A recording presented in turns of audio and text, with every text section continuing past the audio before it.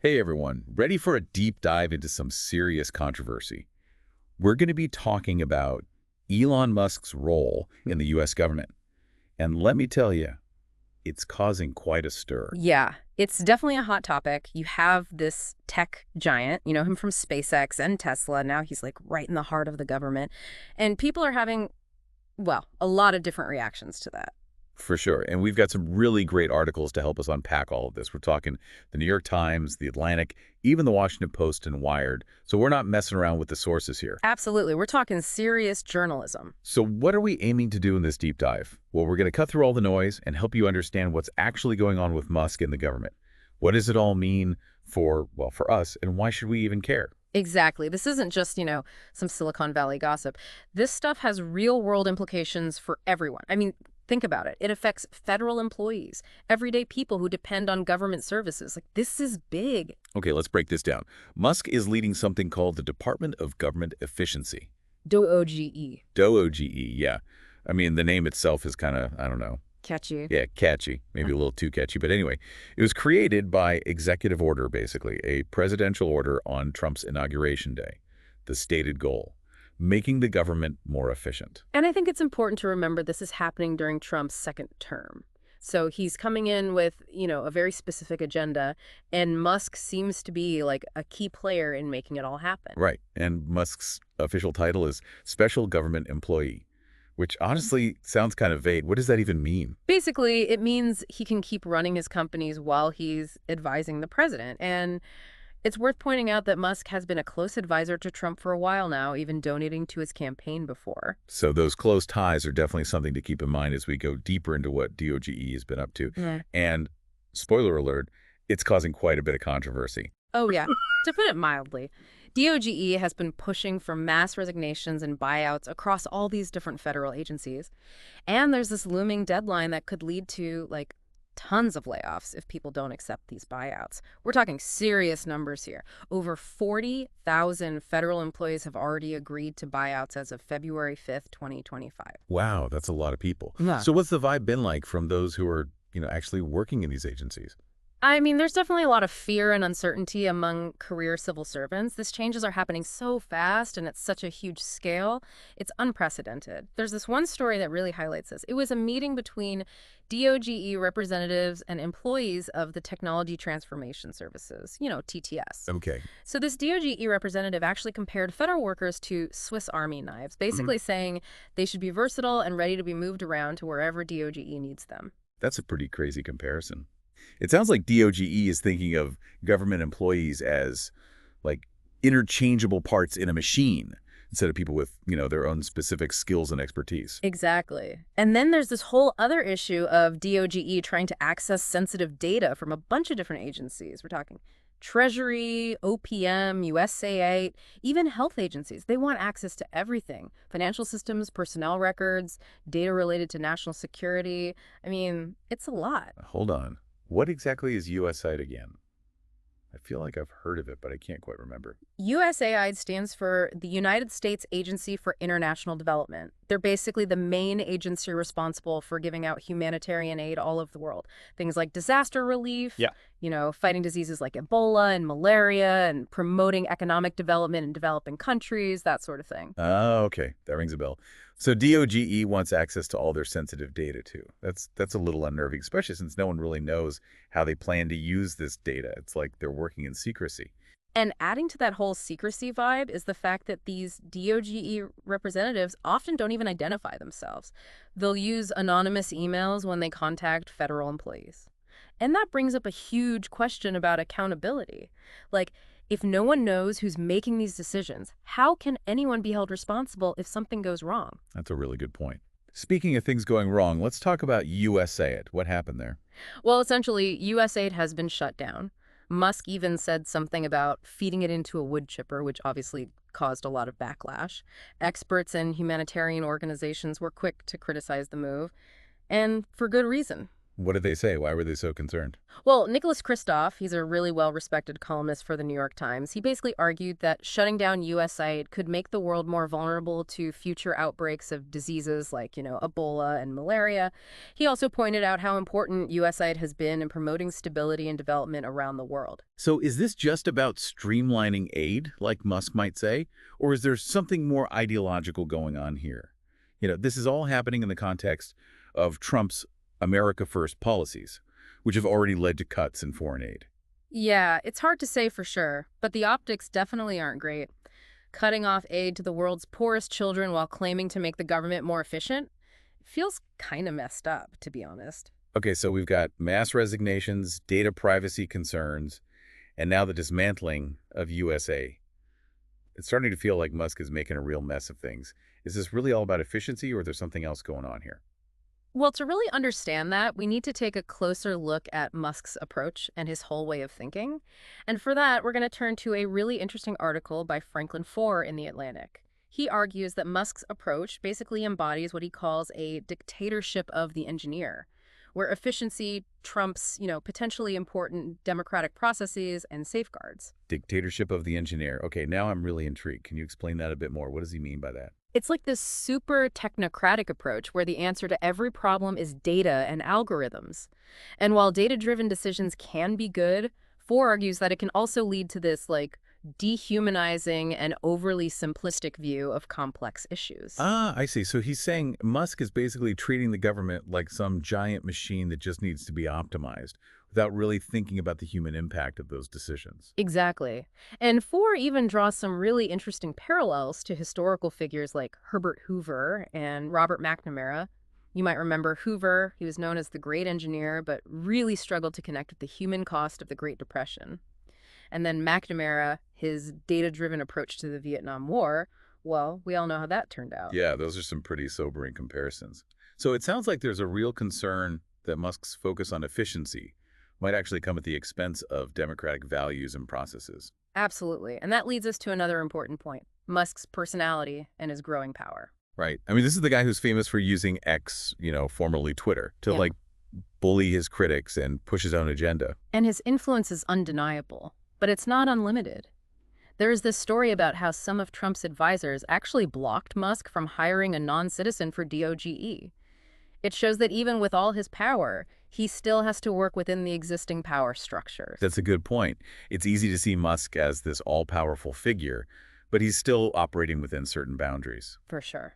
So we have this powerful figure with this technocratic mindset and a tendency to stir up controversy, and he's reshaping the government at a crazy fast pace. So the big question is, how are people reacting to all of this? Well, that's exactly what we'll be diving into next time. Welcome back. If you're just joining us, we're really getting into it now. We're talking about how Elon Musk's involvement in the U.S. government is causing some issues. Yeah, some issues might be putting it lightly at this point. We were just discussing Musk's power and how the public is reacting to all of this. And it seems like a lot of people are, not too happy about it. And they've got every right to be concerned. I mean, we're talking about huge changes to how the government works, changes with some pretty big potential consequences. Speaking of those reactions, the New York Times reported on these huge protests happening all across the U.S. It was February 5th, and people were demonstrating against a bunch of Trump's early moves, especially this conservative policy blueprint called Project 2025. You said Project 2025. Can you remind me what that is and why should I care? Oh, yeah, good point. So Project 2025 is basically this roadmap created by a bunch of conservative think tanks. It lays out how a second-term Trump administration could completely transform the federal government.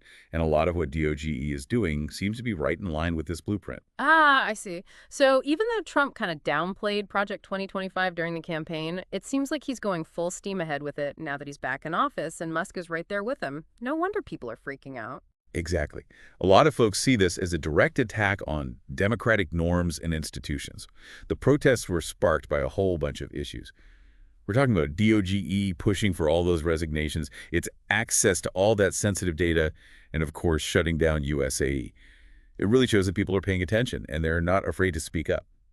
It's actually really encouraging to see that level of engagement, especially when you consider the scale of these changes. There was this one story that really stuck with me. It was about a standoff at USA headquarters. Well, tell me more about that. So DOJ representatives, they wanted access to personnel files and all this information about security protocols. But the USAID officials, they weren't having it. A real-life bureaucratic battle. What happened?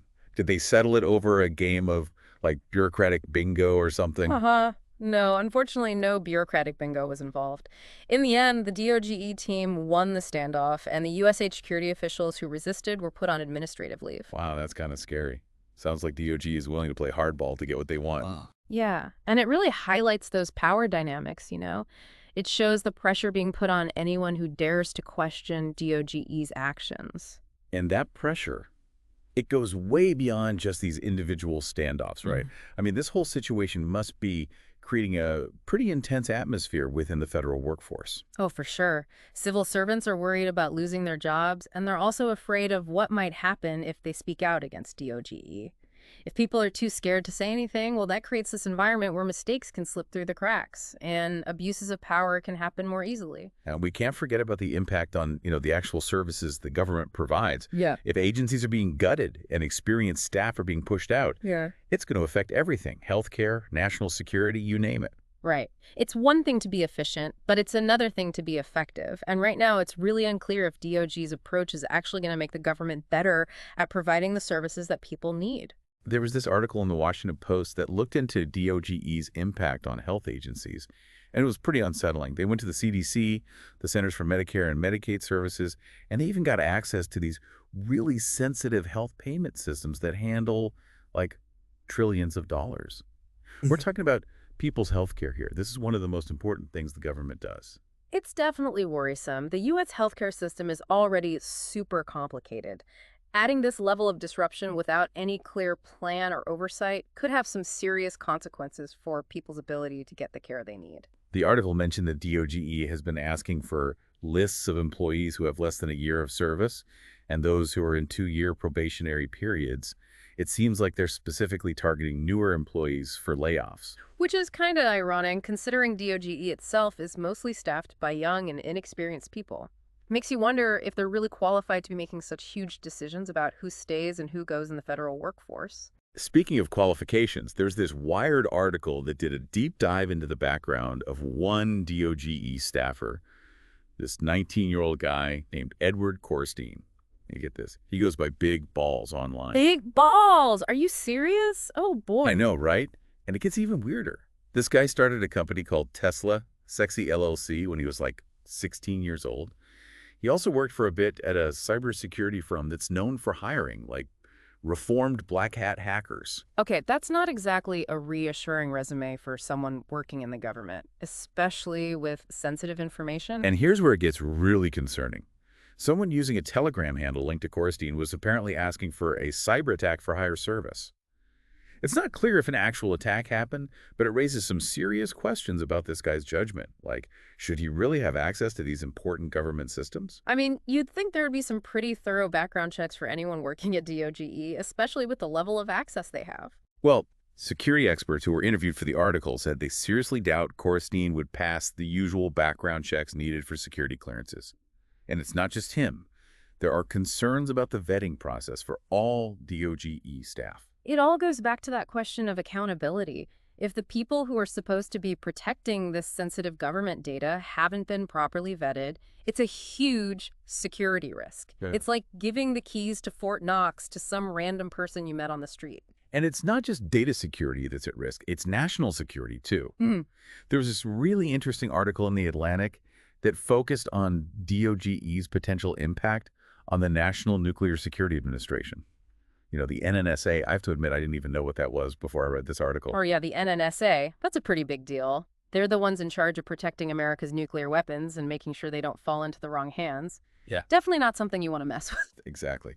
Well, the article pointed out that DOGE's focus on budget cuts and its willingness to, ignore security protocols could end up having unintended consequences for nuclear safety. Wait, hold on. Are you saying that Musk's whole efficiency thing could actually put nuclear weapons at risk? That's a scary thought. I know, right? And it gets worse. Even something as simple as looking into the NNSA's overseas spending could accidentally reveal sensitive information about where nuclear materials are located and how they're protected. And then you add in the potential risks of DOGE staff accessing personnel records that could expose weaknesses that foreign governments could use for spying. It's like a total nightmare scenario. It seems like DOG's whole approach is just like move fast and break things. But when you're dealing with government agencies, especially those involved in national security, that's just asking for trouble. You got it. Governing isn't the same as running a tech startup, but there are all these checks and balances in place for a reason. And when you try to bypass them, it can have really serious and unpredictable consequences. So there's a lot of potential for things to go wrong here. But is there any pushback happening within the government?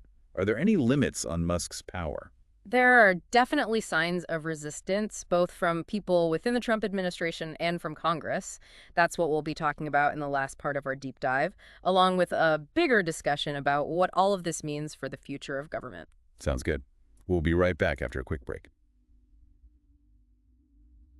All right, we're back for the final part of our deep dive into all this Elon Musk and government stuff. Yeah, we've covered a lot. Mass resignations, worries about data privacy, even potential national security risks. It's been, well, pretty intense, to say the least. Definitely. We've seen how what Musk is doing is making people wonder about the balance of power, the importance of expertise, and what it all means for how the government works, like, going forward. Right. And in this last part, we're going to look at the pushback that's happening, like from inside the Trump administration and from Congress. Yeah, let's get into that. And then try to, I don't know, make sense of what this whole thing tells us about American democracy now, with all this tech disruption going on. So first up, resistance from within Trump's own circle. It seems like not everyone is totally on board with how Musk is doing things.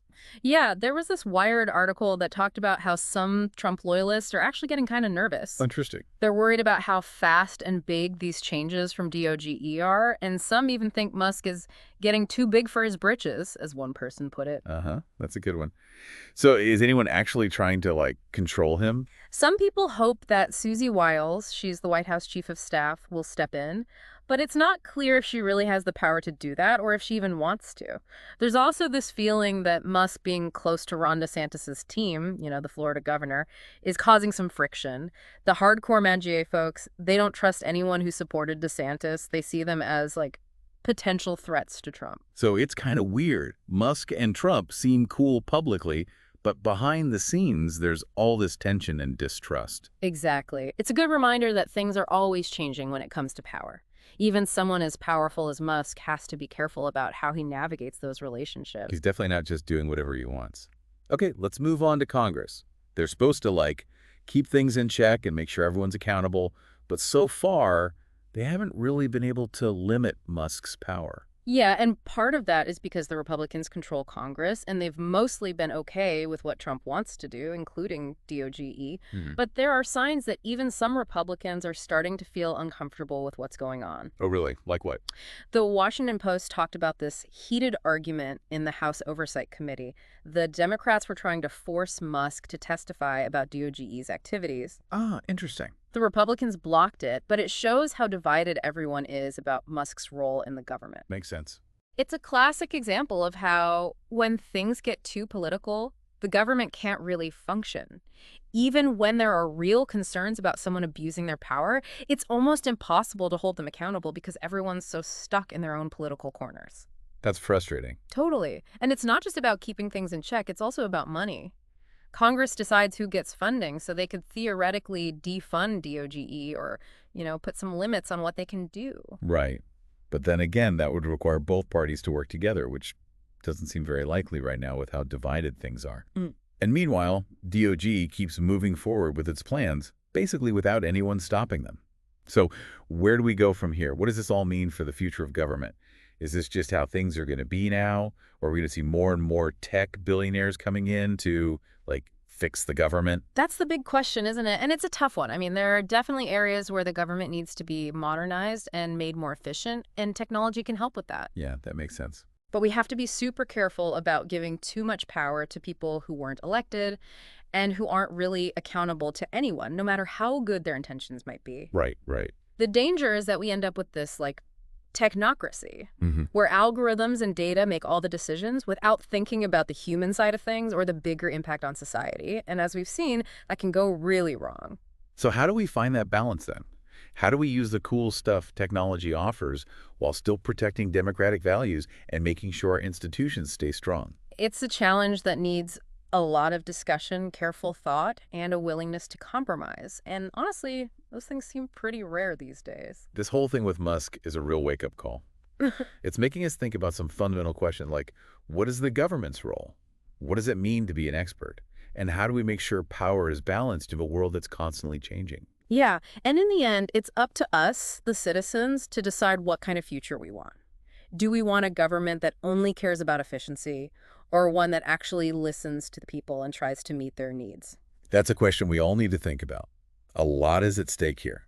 The decisions we make now are going to affect American democracy for a long time. Well, this is the end of our deep dive, but the conversation definitely isn't over. We've looked at the sources, we've talked about the issues, and hopefully we've given you some things to think about. But now it's your turn. What stood out to you? What questions do you still have? What are your thoughts on the role of technology in government? Keep learning, keep asking questions, and most importantly, keep participating in the democratic process. Because ultimately, the future of our government is in our hands.